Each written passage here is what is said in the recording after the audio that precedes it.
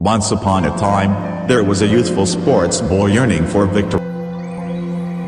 Since winning at domestic was everything, and victory was measured as it were by victory.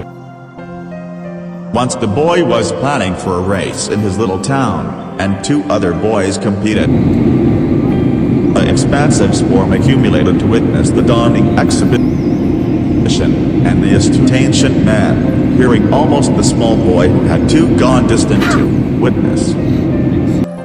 The race looked like warm on the wrap-up line, but, of course, sufficient. The boy burrowed profound and called to his quality and control. He took the winning line and was the primary.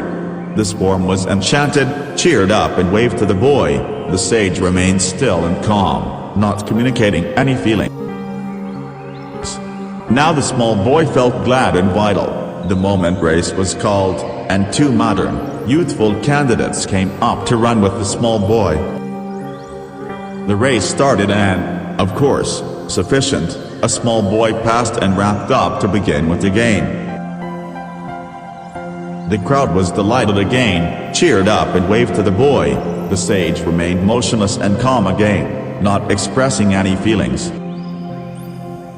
The little boy, however, felt proud and important. Another race pitted the little boy. The wise old man stepped forward and introduced the little boy with two new applicants, an elderly fragile lady and a blind man. "What is it?" asked the little boy. "This is not a race," he exclaimed. "No race," said the sage.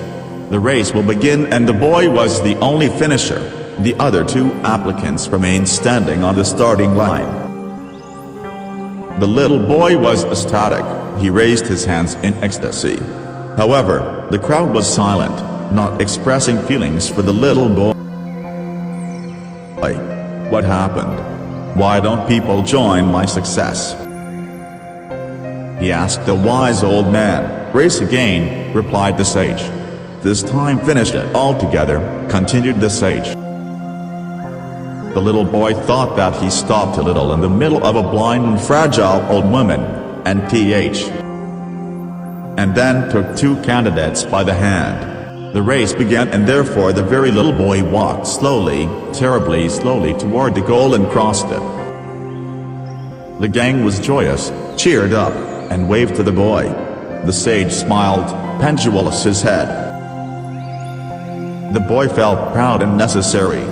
"Old man, I don't perceive United Nations Agency Area Unit." The gang cheering that one in every of America 3? asked the microscopic boy.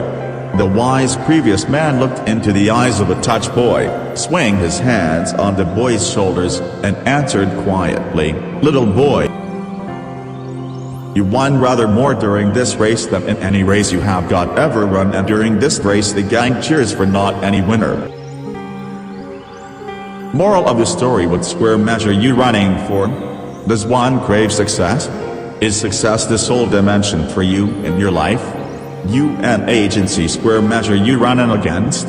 And if you usually defeat everybody, soon, folks can stop cheering for you at the top of their lives if you remember. The question is, UN agency ran next to you during this race? If they were weaker and older, did you facilitate them cross the line? You all finished along as a result of it's the simplest race you may ever run. So run this race known as life.